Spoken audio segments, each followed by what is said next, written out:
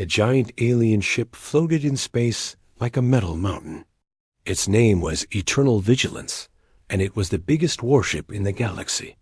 3 powerful alien generals stood on the bridge, looking out at the small blue planet below them. Admiral Ziegther was tall and green with scales like a lizard. His red eyes glowed as he studied the planet called Earth. Next to him stood General Voxtai, whose body was made of living crystal that changed colors when he spoke. The 3rd alien was Commander Nalos, who looked like a large blue fish that could walk on land.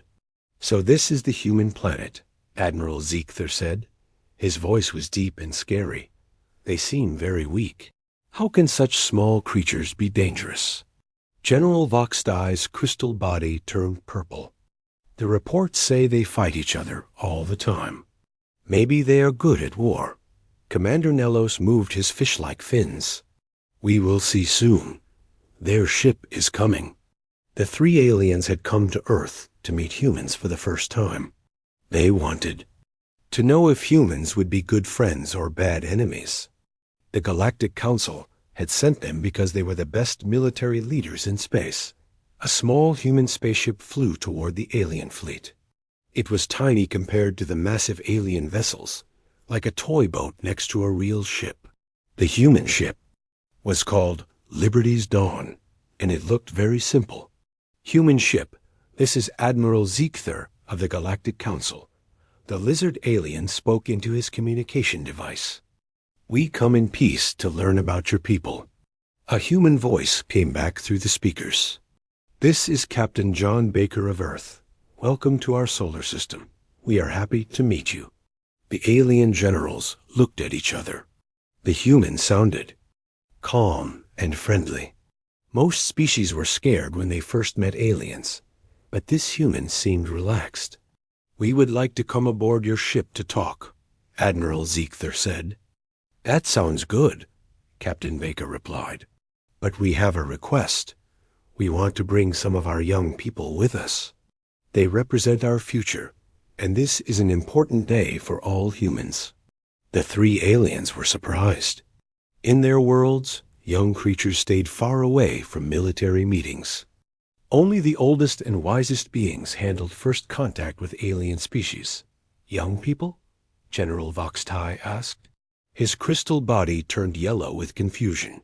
"Do you mean junior officers?" "Not exactly," Captain Baker said. "These are actual children from our world. They are very smart, and we think they should see this historic moment."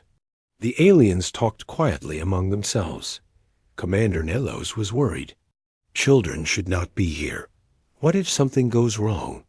Maybe this is how humans train their young warriors. Admiral Ziegther said, "We will allow it.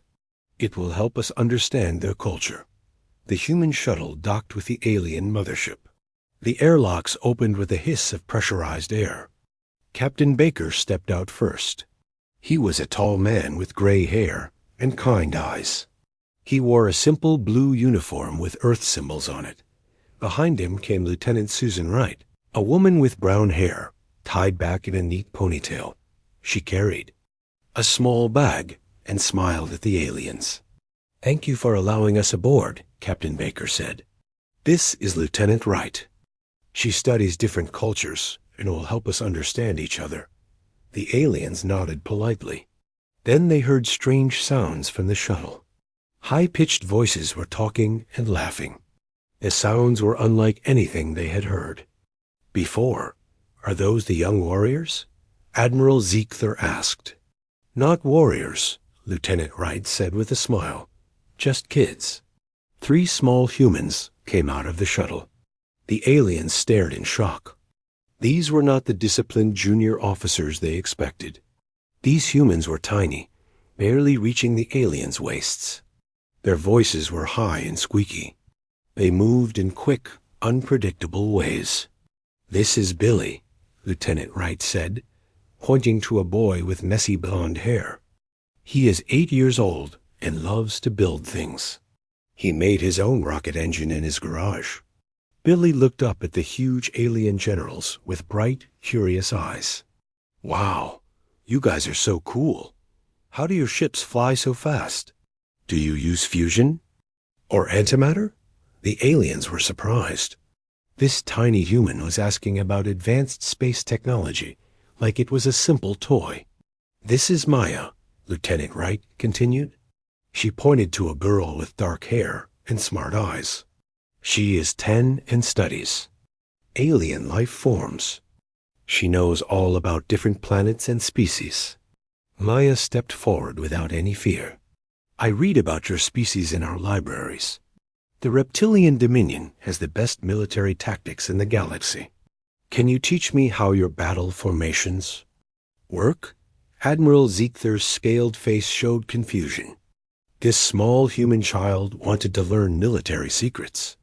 And this is Jake, Lieutenant Wright said. She pointed to the smallest human, a boy with red hair and a big smile. He is 6 years old and wants to be a star captain when he grows up. Jake ran up to Commander Nhelos and looked up at the fish-like alien. Are you really from underwater? That's so awesome. Can you breathe in space? Do you have gills? Commander Nhelos had fought in many battles, but he had never been questioned by such a small, fearless creature. The child showed no fear at all. Children, Lieutenant Wright said gently, remember your manners. These are very important alien leaders. Sorry, all 3 kids said at the same time, but they kept staring at the aliens with wide, excited eyes. Alien generals were confused. In their cultures, young ones were quiet and respectful around adults. They stayed in the background and never asked questions. But these human children were bold and curious. They acted like the aliens were interesting new friends, not powerful military commanders. Perhaps we should begin the tour, Admiral Zeekther sighed. He wanted to understand these strange small humans better. As they walked through the ship's corridors, the alien crew members stopped to stare. They had never seen anything like human children before. The kids pointed at everything, asked endless questions, and seemed fascinated by the alien technology. What does this button do? Billy asked, reaching toward a control panel. Please don't touch that, a nervous alien engineer said. It controls the life support systems. Cool. How does it work? Billy asked, not moving away from the dangerous. Controls. Maya was studying the alien writing on the walls. This is interesting. Your language uses mathematical symbols. Does each symbol represent a complete concept or just sounds? Jake had found a window and was pressed against it, looking out at space. Look at all those stars. Are there people living on planets around them? Can we visit them? The alien generals walked behind the group, watching in amazement. These tiny humans showed no fear of the massive alien ship. They were curious about everything and seemed to think the whole experience was fun. Admiral, one of his officers whispered, the small humans are very energetic. Indeed, Admiral Zeekther replied. I have never seen young creatures act this way. They show no respect for danger. General Voxdai's crystal body turned red. Perhaps this is normal for their species. We must observe and learn. As they continued the tour, the alien crew members began to gather in the corridors. They had never seen anything like human children. The kids treated the advanced alien technology like it was a playground. They asked questions that made the aliens think about their own inventions in new ways. Why do you make your ships so big? Jake asked Admiral Zeekther. Wouldn't smaller ships be faster and harder to hit? The question was so simple, yet it made the experienced military commander pause. The child had a point that even trained officers had never considered. The alien generals began to realize that meeting these human children might teach them more about humanity than any formal diplomatic meeting ever could. Admiral Zeekther was proud of his ship. Every part of the eternal vigilance was perfect. The floors were so clean they shone like mirrors. Every crew member knew exactly what to do. The ship ran like a perfect machine. That was about to change. Alien crew members had been watching the human children for 1 hour. In that short time, everything had become chaos. The kids were not like any young creatures the aliens had ever seen. They were not quiet or careful. They were loud, curious, and completely fearless. Billy had somehow talked his way into the engine room. The chief engineer, a huge reptilian named Kraltos, was trying to explain how the fusion reactor worked. Kraltos was 8 feet tall with thick scales and sharp teeth. Most aliens were afraid of him. But Billy just stood there, nodding and asking questions. "So the energy comes from smashing atoms together?" Billy asked, his eyes bright with interest. "Yes, small human. We use controlled fusion to create power," Kraltos explained. He had never talked to a child before. "It is very dangerous. One mistake could destroy the ship." Billy's face lit up with excitement. "Really? What kind of mistake?" Kraltos was surprised by the question. "Well, if someone reversed the magnetic field polarity while increasing the quantum flux rate, it would cause a cascade failure. And then what would happen?" Billy asked, stepping closer to the massive reactor. "The explosion would vaporize half the ship," Kraltos said. "Everyone would die." Instead of being scared, Billy became even more interested. "That's so cool. How big would the explosion be? Could we see it from space?" Kraltos stared at the small human in shock. The child was excited about mass destruction. You want to see a reactor explosion? "Well, not a real one that would hurt people," Billy said quickly. "But maybe we could make a small one, like a model? It would be awesome for my science project." The alien engineer began to understand that human children thought about danger in a completely different way than other species. They were not afraid of it. They wanted to study it and play with it. Meanwhile, Maya had found the weapons control room. The alien gunnery officers were trying to do their work, but the small human girl kept asking questions about their targeting systems. "This is how we aim our plasma cannons," Officer Veltar explained. He was a crystalline being whose body made musical sounds when he moved. "We calculate the target's speed and direction, and fire where they will be." Maya nodded seriously. "That's just like dodgeball." "Dodge ... ball?" Officer Veltar asked. The translation device had trouble with the word. "It's a game we play at school," Maya explained. "You throw balls at other kids while they try to dodge them. You have to predict where they'll move and throw the ball there instead of where they are now." The alien weapons officers looked at each other with confusion. This small human was comparing their advanced military tactics to a children's game. "So you practice warfare as entertainment?"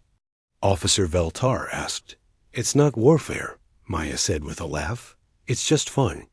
We also play Capture the Flag, which is like military strategy, and King of the Hill, which is like defending territory." The aliens were beginning to understand something disturbing. Human children played games that were similar to military training, but they did it for fun, not to prepare for war. "Do all human children play these games?" Another officer asked. "Of course," Maya said. "We start playing them when we're really little. By the time we're my age, we're pretty good at tactics and strategy." The alien officers realized that human children were learning military skills without even knowing it. They were training for combat and calling it play, but the most shocking thing was happening in the shuttle bay. 6-year-old Jake had discovered the maintenance beams that ran along the ceiling. These beams were 30 feet above the metal floor. They were only meant for repair robots, not for living beings. Jake was hanging from one of the beams, swinging back and forth like a small monkey. He was laughing with pure joy as he moved from beam to beam, completely ignoring the dangerous drop below him. "Someone stop him," General Voxtai shouted. His crystal body turned bright red with panic. "He will fall and be destroyed." Several Alien crew members ran toward the area, but they were too slow. Jake had already swung to another beam and was now hanging upside down, his red hair pointing toward the floor. "Jake," Lieutenant Wright called out, "what's the first rule about climbing? Check the equipment and know your limits." Jake shouted back, still hanging upside down. "And what's the second rule?" Lieutenant Wright asked calmly. "Don't go higher? Then you can safely fall." Jake replied. The alien crew members stopped running. They watched in amazement as Lieutenant Wright seemed completely calm about the child's dangerous behavior. "But he's 30 feet above solid metal," Commander Nello said. His fish-like features were pale with worry. "If he falls, he will die." "Jake's been doing gymnastics since he was 3, Lieutenant Wright explained. "He knows how to fall safely. And those beams are rated for much more weight than one small boy." As if to prove her point, Jake let go of the beam and dropped. The aliens gasped in horror. But instead of hitting the floor hard, Jake tucked his body into a ball, rolled when. He hit the ground and came up standing with a big smile. "Did you see that?" Jake asked excitedly. "I did a perfect landing." The alien crew members stared in silence. They had just watched a 6-year-old human child do something that would challenge their trained soldiers, and he had done it for fun. "How is this possible?" General Voxdai asked. His crystal body was still red with shock. "Human children are very active," Lieutenant Wright explained. "They climb, jump, run, and play from a very young age. It makes them strong and gives them good balance." Admiral Ziegther was beginning to understand something important. These human children were not just small and cute. They were physically capable in ways that seemed impossible for such young creatures. "In our civilizations," Admiral Ziegther said slowly, "young ones are kept safe from all danger. They do not climb or jump or take risks." "That's sad," Jake said, having heard the conversation. "How do they learn to be brave?" The question hit the alien commanders like a weapon blast. In their cultures, bravery was something that had to be taught through military training. But human children seemed to develop it naturally through play. Billy had finished asking about the reactor and was now studying the ship's navigation system. "This is cool, but it's really complicated," he told the navigation officer. "Why don't you use simple math to calculate jumps through space?" The navigation officer, a being with 4 arms and purple skin, looked confused. "Simple math? Child human, these calculations require the most advanced computers in the galaxy." "But it's just geometry," Billy said. "Distance, angles, and time. We learn that stuff in school." The alien officer realized that what his species considered incredibly difficult mathematics, human children learned as basic education. Maya had moved on from the weapons room and was now in the communications center. She was talking to the aliens about their translation technology. "This is neat," she said, looking at the complex machines. "But why do you need such big computers to translate languages? Couldn't you just use pattern recognition and basic linguistics?" The communications officer was stunned. "Child human, language translation is one of the most complex tasks in the galaxy. It requires massive processing power." "Really?" Maya asked. "I speak 3 languages already, and I'm learning a 4th. My brain is pretty small, but it works fine." The alien officer began to realize that human children could do things naturally that required their most advanced technology. Jake had found a group of alien security officers and was asking them about their equipment. "Why are your uniforms so heavy?" he asked. "Don't they slow you down?" The security chief, a large insect-like creature, explained that the armor was necessary for protection. "Without this armor, we could be hurt in battle." "But if you're too slow, won't the enemy just run away?" Jake asked. "When we play tag, the fast kids always win."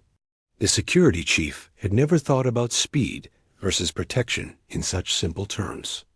This small human child was asking questions that challenged basic military doctrine. The alien generals gathered together to discuss what they were seeing. They spoke in quiet voices, but their words were still being translated for the humans. "These are not normal children," Admiral Ziegler said. "They show no fear of danger. They treat our advanced technology like simple toys." The small one climbed 30 feet in the air and jumped down like it was nothing. General Voxtai added. His crystal body was now a worried blue color. "They ask questions that make our experts think in new ways," Commander Nellos said. "How can such young creatures be so capable?" Lieutenant Wright heard their conversation and smiled. "They're just normal kids," she said.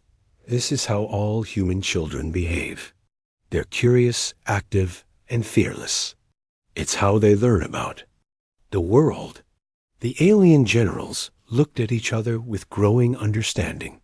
If these were normal human children, then humanity was unlike any species they had ever encountered. The kids were not just cute and harmless. They were tiny examples of what humans could become, and that thought was both amazing and terrifying. The alien generals thought they had seen everything. They were wrong. The human children were about to show them something that would change their understanding of the universe forever. "We would like to show you the most dangerous parts of our ship," Admiral Ziegler announced. He thought this would finally make the human children afraid. "These areas are restricted because they are too dangerous for most beings." Billy, Maya, and Jake looked at each other with excitement. "Cool," they said together. Lieutenant Wright nodded. "That sounds educational. Kids, what do we remember about visiting new places? Stay with the group, listen to instructions, and don't touch anything without permission," the 3 children recited. Admiral Ziegler was pleased. Finally, the human children were showing some sense of caution. He led the group through heavy metal doors marked with warning signs and dozens of alien languages. "This is our zero-gravity training chamber," Admiral Ziegler explained. They stood in front of a large window looking into a huge room. The room was filled with spinning metal objects, floating obstacles, and strange energy fields that made the air shimmer. "Our best soldiers train here," General Voxtai said. His crystal body turned orange with pride. "Only the most skilled warriors can move through this environment without injury." The training chamber was like a deadly obstacle course in space. Heavy metal beams spun through the air. Sharp objects floated randomly. Gravity fields pulled in different directions. It was designed to break even the strongest aliens. "The gravity changes every few seconds," Commander Nellos explained. "Sometimes you fall up, sometimes down, sometimes sideways. Most beings cannot handle the confusion." 8-year-old Billy pressed his face against the window. "It's like the playground at school, but in 3 dimensions." Admiral Ziegler's scaled face showed confusion. "Playground? You know, where kids play," Maya said. "We have monkey bars, swings, slides, and climbing structures. This looks like a really fun version of that." Jake was bouncing with excitement. "Can we try it? Please? It looks awesome." The alien generals stared at the human children in shock. They were looking at a military training facility that challenged their best soldiers, and they thought it looked like fun. "You cannot be serious," General Voxtai said. His crystal body turned deep purple with worry. "This environment is designed to test the limits of trained warriors. It would destroy small beings like you." "We're tougher than we look," Billy said confidently, "and we're really good at climbing and jumping." Lieutenant Wright was studying the chamber through the window. "What's the safety rating on this equipment?" she asked. "Safety rating?" Commander Nellos asked. "You know, how much weight can it hold? What's the failure rate? Are there any sharp edges or toxic materials?" The alien officers looked confused. We do not think about safety ratings. Only trained soldiers use this equipment. Well, humans think about safety differently, Lieutenant Wright said. Kids need to know the risks before they try new activities. She spent several minutes asking technical questions about the chamber. The alien engineers were surprised by her detailed knowledge of safety systems. She understood their technology better than many of their own officers.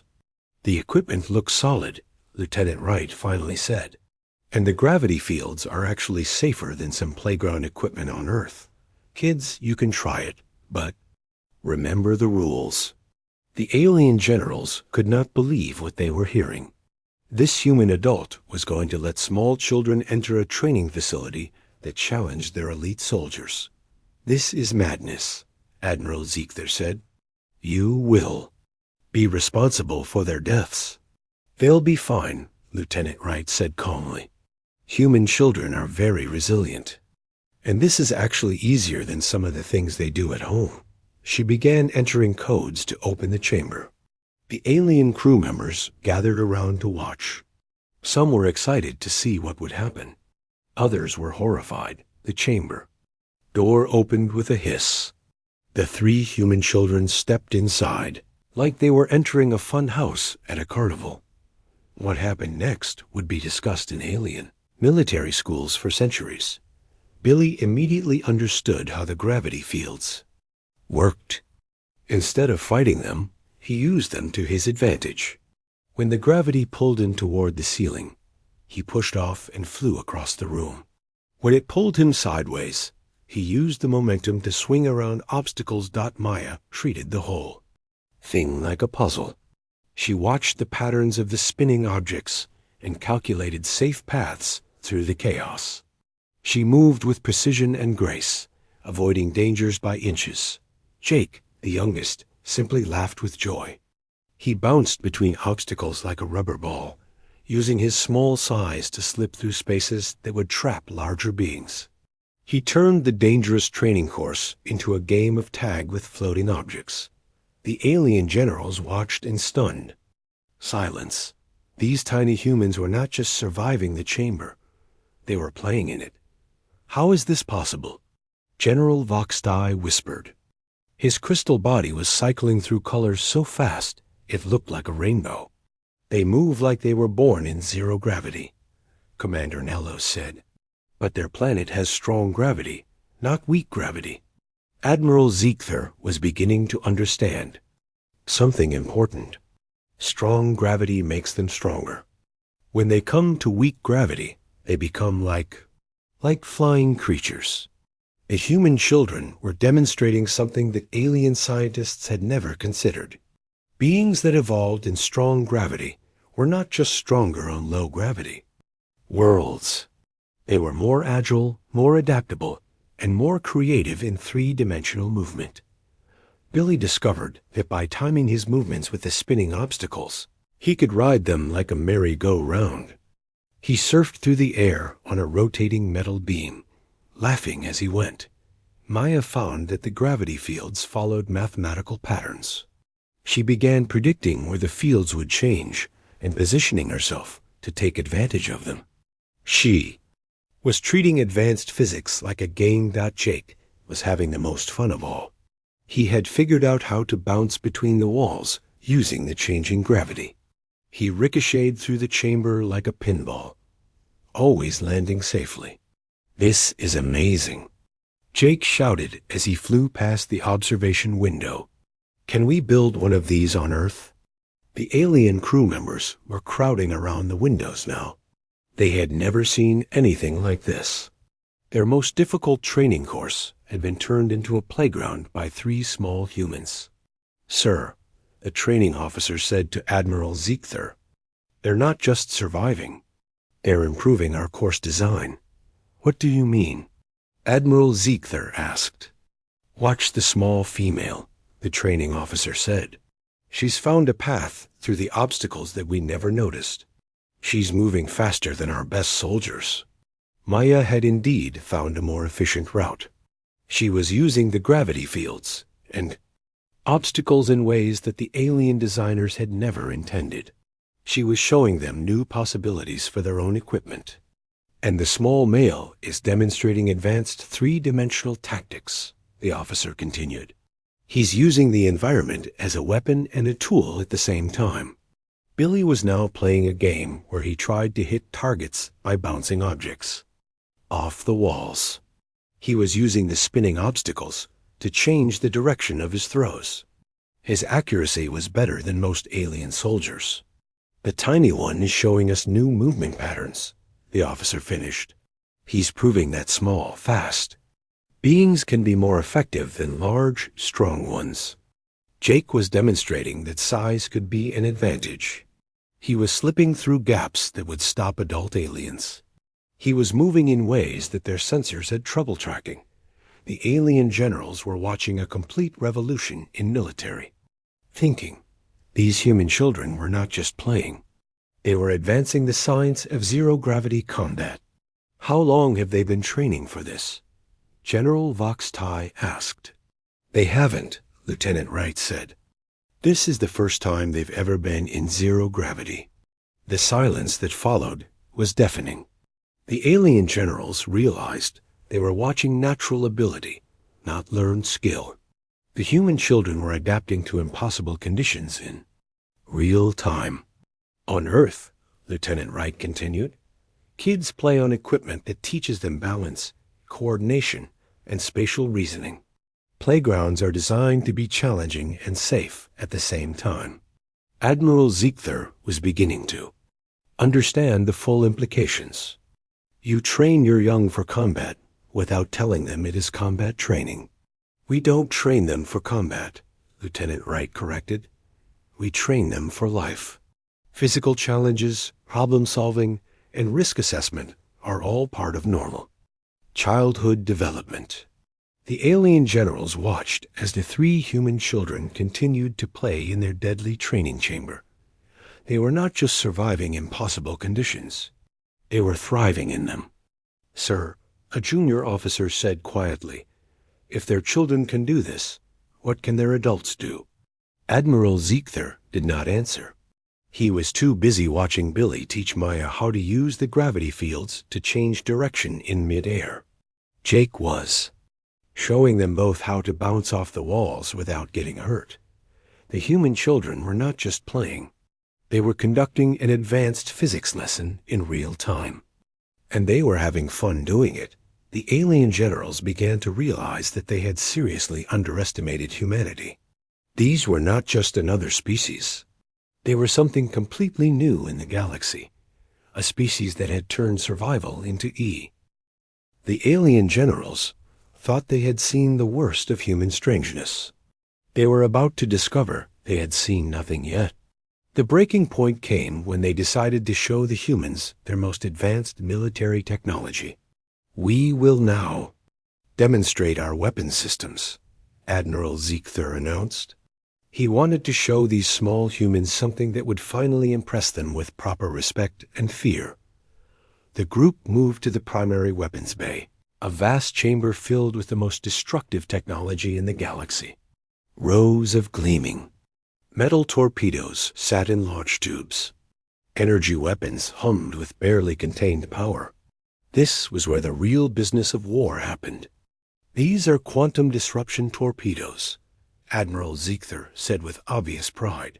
He pointed to sleek missiles that looked like metal sharks. Each one can destroy an entire city. They break apart the very atoms that make up matter. The alien generals expected the human children to be afraid. Instead, 10-year-old Maya stepped closer to examine the weapons with scientific curiosity. How fast do they go? She asked, studying the torpedo's design. They travel at 30% of light speed, General Vox Tai replied. His crystal body glowed with pride. The quantum field generators create an unstable reaction that tears apart molecular bonds. Could you make them go faster? Billy asked. He was looking at the torpedo like it was a science project. What if you added more quantum field generators? The alien weapons expert, a spider-like creature with 8 arms, began to explain why such modifications were impossible. But he found himself drawn into a detailed technical discussion. These human children were not asking random questions. They were proposing real improvements to weapons that had taken his civilization centuries to develop. The problem with more generators, the expert explained, is that they would create interference patterns that would destabilize the quantum field matrix. But what if you synchronize them? Maya suggested. Like a radio broadcast? If you time the pulses correctly, they should amplify each other instead of interfering. The weapons expert's 8 eyes widened. That ... that might actually work. No one has ever tried synchronizing multiple quantum generators. Admiral Ziegther was disturbed. A 10-year-old human child had just suggested an improvement to their most advanced weapons technology. And the suggestion made sense. On Earth, Maya continued, we have these things called bottle rockets. They're basically miniature missiles that we launch for fun. The principle is the same, right? Chemical propulsion, guided trajectory, controlled. Explosion. The silence in the weapons bay was absolute. Every alien in the room stared at the small human girl, who had just casually mentioned that her species gave explosive devices to children as toys. You ... you give weapons to your young? Commander Nelos asked. His fish-like features had gone pale. They're not weapons, Lieutenant Wright said quickly. They're fireworks. Small rockets that make pretty colors and lights. We use them for celebrations. But you said controlled explosions, General Voxtai said. His crystal body was cycling through worried colors. Well, yes, Lieutenant Wright admitted. But they're safe explosions. The children learn about chemistry, physics, and safety procedures. It's educational. Billy had found a display showing the ship's defensive systems. Look at all these cool laser cannons. Do they make pretty colors when they fire? Red ones? Blue ones? The alien gunner officer looked confused. Child human, these weapons are designed to cut through battle armor and ship hulls. They are not. For ... pretty colors. But they still make colors, right? Billy persisted with the relentless logic of an 8-year-old. All energy beams make some kind of light. Well, yes, the gunner admitted. The plasma beams do emit visible light. Red for low intensity, blue for high intensity, white for maximum power. That's so cool, Billy exclaimed. It's like a rainbow death ray. The alien officer had never thought of his weapons as colorful before. This small human had made him see military technology in a completely different way. Jake had discovered a control panel covered with buttons and screens. What does this do? He asked, pointing to a large red button. Do not touch that. Several aliens shouted at once. That controls the main cannon, a nervous technician explained. It fires energy bursts that can destroy entire spaceships. Jake looked impressed. How big is the explosion? It depends on the target, the technician said. A small ship would simply vaporize. A large ship would break apart and burn. Could you make it bigger? Jake asked with genuine curiosity. The technician found himself explaining the physics of energy, weapons to a 6-year-old human who seemed genuinely interested in mass destruction. But the child was not asking about hurting people. He was asking about the technology itself. You could increase the power output by overloading the energy matrix, the technician said. But that would damage the cannon and possibly destroy our own ship. That would be bad, Jake agreed seriously. But the explosion would be really big, right? The alien technician realized he was having a technical discussion about weapons design with a child who was shorter than his legs. And the child was asking intelligent questions. The alien generals retreated to a corner of the weapons bay. They spoke in hushed voices, but their translation devices were still active. The humans could hear every word. This is not normal, Admiral Ziegther said. These small humans show no fear of our most powerful weapons. They treat them like toys. The tiny one asked about making our main cannon more powerful, General Vox-Tai added. His crystal body was a deep red color. He wants to see bigger explosions. They are not afraid of destruction, Commander Nellos said quietly. They are curious about it. They want to understand it and improve it. Admiral Ziegther's realization was the most disturbing of all. We have been thinking about this wrong. We thought we were meeting a species that was slightly more aggressive than normal. But these are not just warriors. What do you mean? General Vox-Tai asked. Look at them, Admiral Ziegther said. They are not afraid of our weapons. They are not impressed by our power. They are studying our technology and thinking of ways to make it better. The alien generals watched as Maya continued her discussion with the weapons expert. She was sketching diagrams on a datapad, showing how multiple quantum generators could be synchronized. They are not just warriors, Admiral Ziegther continued. They are a civilization that has weaponized curiosity itself. Billy had moved on to studying the torpedo guidance systems. This navigation computer is really complex, he told the guidance officer. Why don't you use simple math to calculate impact trajectories? The guidance officer, a being with tentacles instead of arms, looked confused. Simple math? Child human, these calculations require the most advanced computers in our fleet. But it's just physics, Billy said. Velocity, mass, distance, and time. We learned that stuff in elementary school math class. The officer realized that what his species considered incredibly difficult mathematics, human children learned as basic education. This small being could do calculations in his head that required their best computers. Meanwhile, Jake had found the ammunition storage area. Rows of explosive warheads sat in protective casings, each one capable of destroying a small moon. These look like giant firecrackers, Jake said with delight. Do they make loud noises when they explode?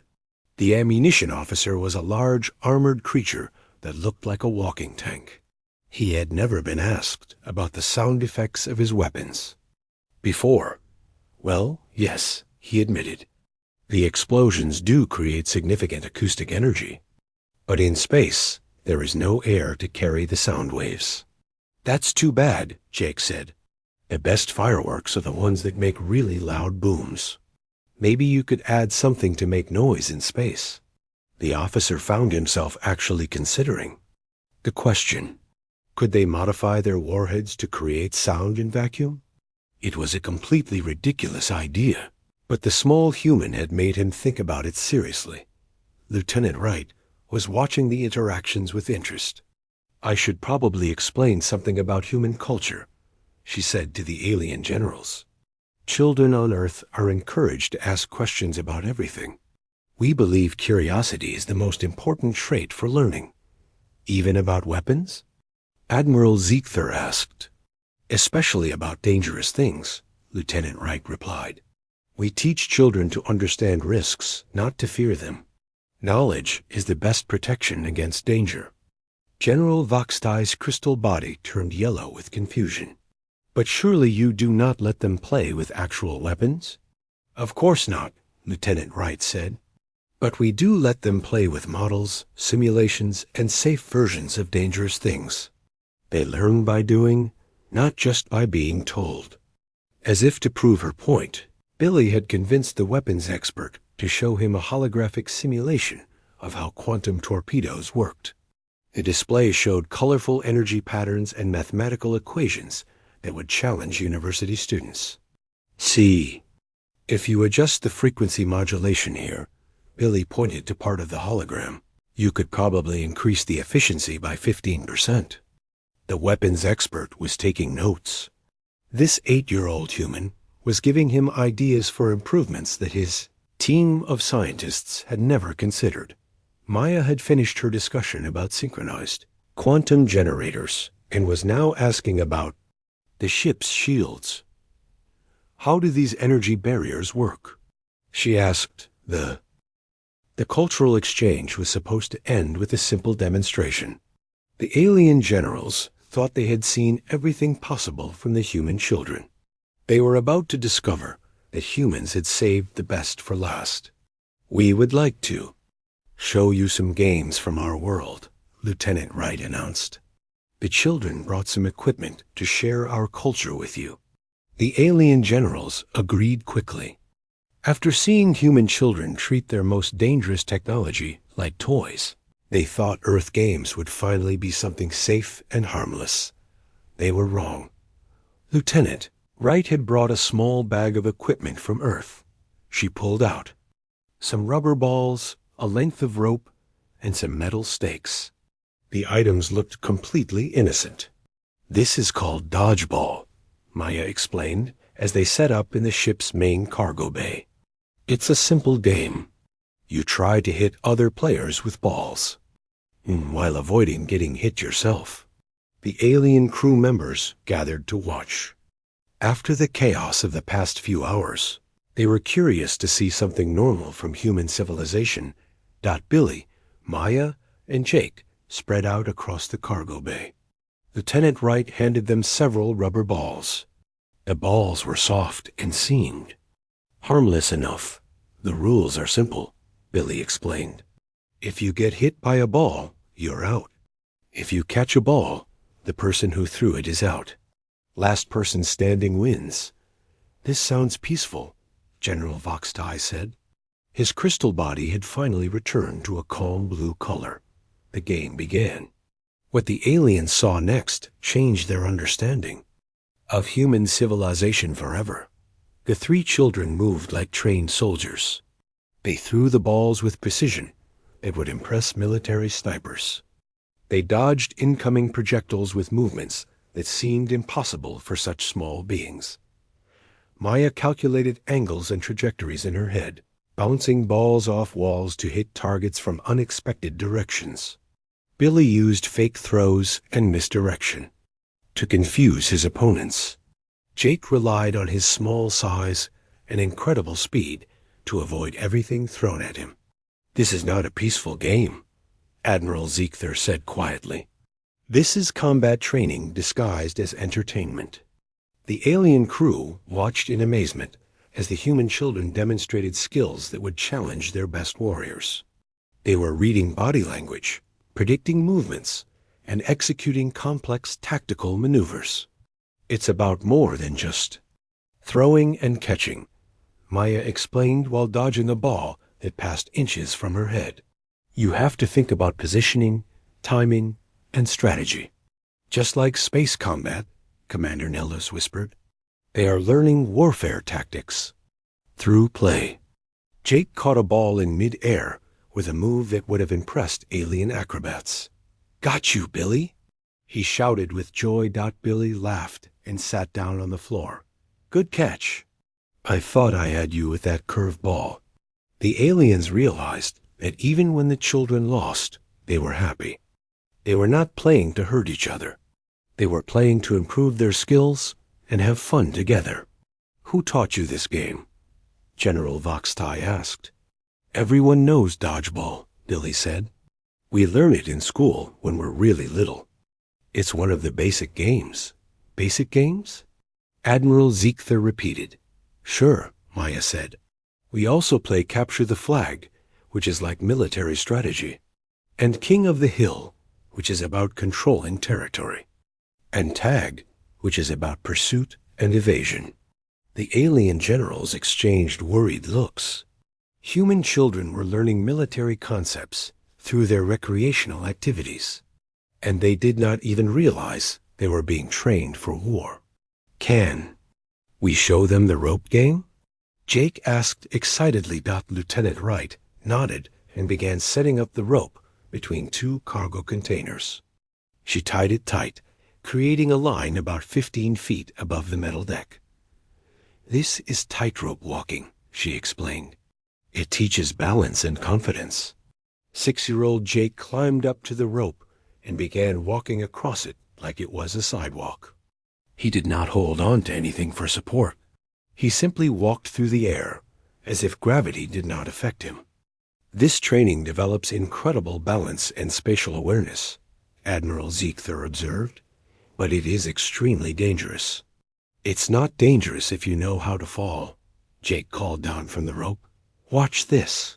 He deliberately jumped off. The rope tucked his body into a ball and rolled when he hit the deck. He came up standing with a big smile. See? Easy. The alien crew members stared in silence. They had just watched a 6-year-old human deliberately fall 15 feet and land safely. For fun. How is this possible? General Voxtai asked. Human children are very resilient, Lieutenant Wright explained. They learn to handle physical challenges from a very young age. It makes them stronger and more confident. Billy and Maya took turns on the rope. Billy did handstands and flips. Maya walked backwards and sideways. They turned the dangerous tightrope into a playground. In our civilizations, Commander Nellos said slowly, young ones are protected from all physical risk. We keep them safe until they are old enough for formal training. That seemed sad, Jake said, having heard the conversation. How do they learn to be brave if they never practice being brave? The question hit the alien commanders like a weapon blast. In their cultures, courage was something that had to be taught through military training. But human children developed it naturally through play. What other games do you play? Admiral Ziegler asked. He was beginning to understand that human recreational activities were unlike anything in the galaxy. We love playing in our ventilation system at school, Maya said. It's like a maze of tunnels and passages. We play hide and seek and racing. Games. You enter your building's air circulation system? Commander Nellos asked in shock. Sure, Billy said. It's really fun. You have to crawl through tight spaces and figure out where all the passages lead. It's like being a secret agent. The alien generals realized that human children regularly practiced moving through confined spaces and mapping unknown territory. They were training to be infiltrators without even knowing it. Can we play tag in your ship? Jake asked excitedly. I bet there are lots of cool places to hide. Absolutely not, Admiral Ziegler said quickly. You would access restricted areas and compromise ship security. We wouldn't go anywhere we're not supposed to, Maya promised. We just want to explore a little bit. Lieutenant Wright considered the request. If the Admiral gives permission, you can play in the general access areas, but stay out of restricted sections. Admiral Ziegler found himself agreeing against his better judgment. Within minutes, the 3 human children had disappeared into the ship's corridors, playing a game of tag that quickly turned into a security nightmare. Jake discovered maintenance tunnels that even the crew did not know about. Maya found alternate routes between decks that could be used for emergency evacuation. Billy located weak points in the ship's internal structure that could be exploited by saboteurs. Sir, the security chief reported nervously, the small humans have identified 17 security vulnerabilities in our defensive systems. They seem to think finding hidden passages is entertaining. The alien generals were no longer watching children play. They were watching advanced reconnaissance in action. How do they move so quietly? A security officer asked. Our sensors can barely track them. Practice, Lieutenant Wright said simply. Human children play these games for years. They get very good at moving without being detected. The game of tag ended with all 3 children appearing in the command center simultaneously, having approached from 3 different directions. The alien crew had no idea how they had gotten there. That was fun, Jake announced. Your ship has really interesting architecture. Did you know you have a secret passage behind the main computer core? Maya asked Admiral Ziegler. It's probably for maintenance, but it would make a great escape route in an emergency. The alien general had not known about that passage.